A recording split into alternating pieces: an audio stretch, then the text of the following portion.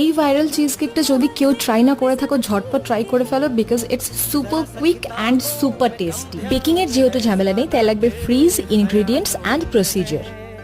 তাহলে কি করে বানাবো? প্রথমে অরিও বিস্কিট থেকে ক্রিমগুলো আলাদা করে নিয়ে অরিও বিস্কিটগুলোকে ভালো করে গুঁড়ো করে নিয়ে মেল্টেড বাটার দিয়ে একটু মিশিয়ে নেবো, আর এটা খেতে দুর্দান্ত লাগে। ফার্স্টলি অরিওর যে পার্টটা আছে সেটাকে আমরা সেট হতে দেবো 15 মিনিটের জন্য। তারপর চিজ কেকটার জন্য প্রয়োজন পড়বে ফ্রেশ ক্রিম, যেটাকে কিনা বিট করে নিতে হবে, আর মিক্সিতে ক্রিম চিজ আর এদিকে হচ্ছে সুগার দুটোই ক্রাশ করে নিতে হবে।